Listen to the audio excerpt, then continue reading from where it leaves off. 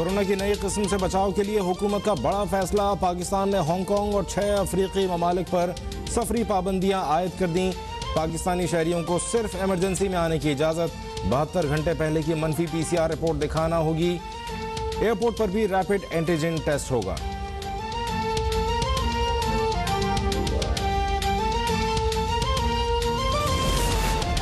बरतानिया और इटली में भी कोरोना की नई किस्म ओमिक्रॉन के केसेस रिपोर्ट। जनूबी अफ्रीका से हॉलैंड आने वाले 61 मुसाफिरों के कोरोना टेस्ट मुस्बत आने के बाद हलचल। अमेरिका, यूरोपीय यूनियन, ऑस्ट्रेलिया और अरब ममालिक में भी अफ्रीकी ममालिक से आने वालों का दाखिला बंद।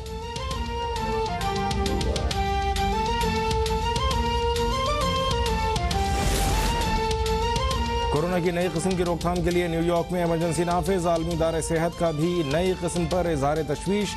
कोरोना की नई किस्म के खिलाफ वैक्सीनेशन कितनी मौसर है? वैक्सीन बनाने वाली मुख्तलिफ कंपनियों ने तहकीक का आगाज कर दिया।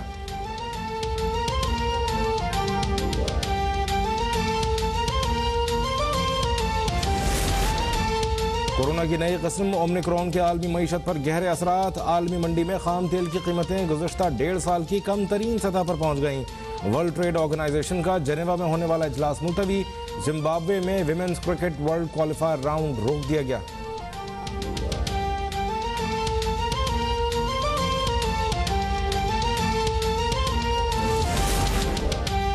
PIA ने सऊदी अरब के लिए परवाजें बढ़ा दी। तर्जुमान के मुताबिक जद्दा, रियाद, दम्माम और अलकसीम के लिए हफ्ते में 32 परवाजें चलाई जाएंगी।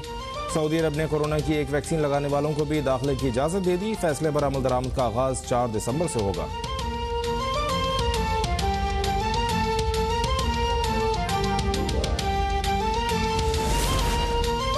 पाकिस्तान में कोरोना के मुस्बत केसेस की शरह 0.9% रही। मुल्क में कोरोना से मजीद 7 अफराद जाँ बहक। 411 नए केसेस रिपोर्ट।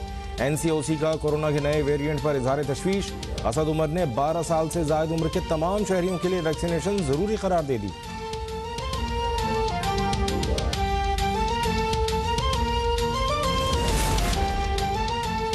वतन में अमन के लिए पाक फौज के मजीद 2 जवान कुर्बान। शिमाली वजीरिस्तान में दहशतगर्दों का चेक पोस्ट पर हमला। फायरिंग के तबादले में नाइक रहमान और लांस नाइक आरिफ शहीद। ISPR के मुताबिक दहशतगर्दों के खात्मे के लिए इलाके में सर्च ऑपरेशन जारी है।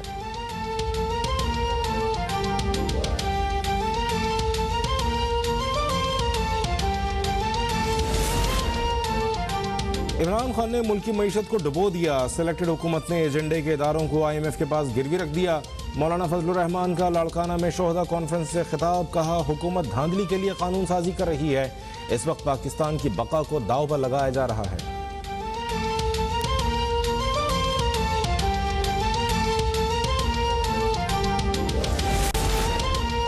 साकिब निसार का एक एक लफ्ज हकायक और पिछले चंद साल में होने वाले वाकयात से मुताबिकत रखता है। नायब सदर नून लीग मरियम नवाज ने कहा, यही वाकयात वो अनमिट सबूत हैं जिनसे साकिब निसार इनकार नहीं कर सकते। कोई अदालत इन सबूतों को नहीं झुटला सकती। साकिब निसार को हिसाब और जवाब तो देना पड़ेगा।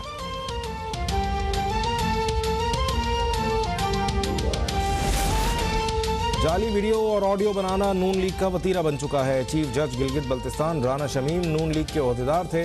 उनसे मर्जी का हल्फनामा लिया गया। वज़ीर इत्तलात फवाद चौधरी का वार। कहा, नवाज शरीफ और मरियम नवाज पर मुकदमात आखिरी मराहिल में पहुंचते हैं तो उन्हें सबोताज करने की कोशिश की जाती है।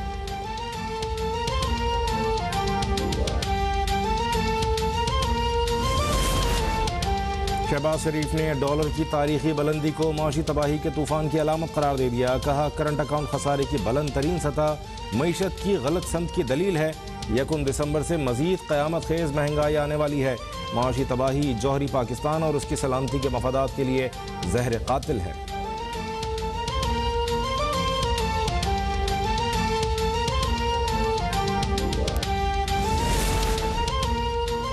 सुप्रीम कोर्ट के हुक्म पर कराची में नस्ला टावर गिराने का अमल जारी। अदालत की जानिब से गुज़श्ता रोज समाअत का तहरीरी हुक्म जारी।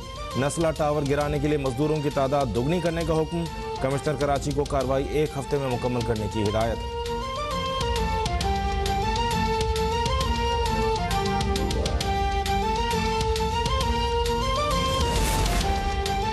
कराची में बिल्डिंग्स के मसले पर कमेटी कायम की जाए। नया इदारा बनाया जाए जो 1 विंडो सिस्टम के तहत खिदमात सर अंजाम दे।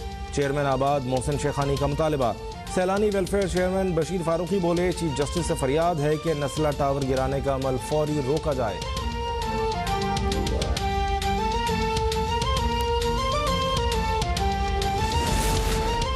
इस्लामाबाद की तरह कराची में भी इमारतों को रेगुलराइज किया जाए। MQM के सेनेटर फैसल सब्जवारी की अपील। PTI रहनुमा खुर्रमशेर जमान का सिंध हुकूमत पर रिहायशियों को रकम देने का मुतालबा। फारूक सत्तार ने कहा, नस्ला टावर का NOC न माने जाना संगीन मसला है, कल तो निकाहनामे पर भी सवाल उठ जाएगा।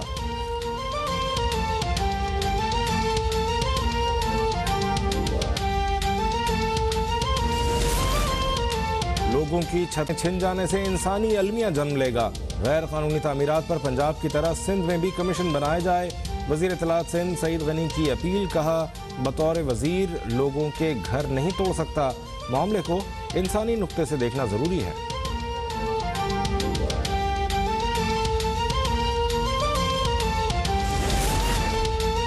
मुल्क के मुख्तलिफ शहरों में गैस का बहरान बरकरार। कराची, लाहौर, मुल्तान, पेशावर समेत कई शहरों में कहीं गैस गायब, कहीं प्रेशर कम। घरों में खाना बनाना दुश्वार। शहरी होटलों से खाना लाने पर मजबूर।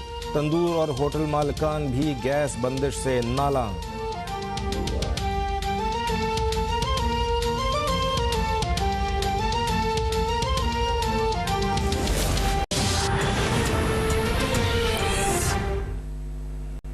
हेडलाइंस आपने देखी, शामिल करेंगे खबरों की तफसील और बुलेटिन का आगाज करेंगे एक अच्छी खबर से। सऊदी वजारत दाखिला ने कहा है कि जिन अफराद ने कोरोना वैक्सीन की एक खुराक लगवाई है वो भी बराह रास्त सऊदी अरब आ सकते हैं। फैसले पर अमल दरामद 4 दिसंबर से शुरू होगा। अहम खबर से आपको आगाह कर रहे हैं। सऊदी वजारत दाखिला ने कहा है कि जिन अफराद ने कोरोना वैक्सीन की एक खुराक लगवाई है वो भी बराह रास्त सऊदी अरब आ सकते हैं। फैसले पर अमल दरामद 4 दिसंबर से शुरू होगा। सऊदी अरब आमद पर उन्हें 3 दिन होटल में करंतना करना होगा। सऊदी वजारत दाखिला ने कहा है कि जिन अफराद ने कोरोना वैक्सीन की एक खुराक लगवाई है वो भी बराह रास्त सऊदी अरब आ सकते हैं। फैसले पर अमल दरामद 4 दिसंबर से शुरू होगा। सऊदी अरब आमद पर उन्हें 3 दिन होटल में करंतना करना होगा। सऊदी वजारत दाखिला का कहना है कि जिन अफराद ने कोरोना वैक्सीन की एक खुराक लगवाई है वो भी बराह रास्त सऊदी अरब आ सकते हैं। फैसले पर अमल दरामद 4 दिसंबर से शुरू होगा और सऊदी अरब आमद पर उन्हें 3 दिन होटल में करंतना करना होगा। सऊदी वजारत दाखिला ने यह अपने बयान में कहा है। सऊदी वजारत दाखिला का कहना है कि जिन अफराद ने कोरोना वैक्सीन की एक खुराक लगवाई है वो भी बराह रास्त सऊदी अरब आ सकते हैं। इसी बारे में मजीद जानेंगे रियाद से नुमाइंदा अब तक जावेद सुल्तान राहू से। अपडेट कीजिएगा जावेद सुल्तान राहू। जी बिल्कुल, आज सऊदी वजारत दाखिला ने ऐलान किया है जो इकामा होल्डर्स सऊदी अरब से अपने मुल्क गए हुए में उसमें पाकिस्तानी भी शामिल है। वो जो एक इंजेक्शन लगवा के गए थे कोरोना की थे वो अब बराह रास्त जो है ना सऊदी अरब आ सकते हैं। उनको भी 4 दिसंबर से वो सऊदी अरब बराह रास्त आ सकते हैं, किसी दूसरे मुल्क नहीं जाना पड़ेगा, सीधा सऊदी अरब आ सकते हैं। जो भी लोग इकामा होल्डर थे या दूसरे मुख्तलिफ किस्म की जो वीज़ा हैं वो सऊदी।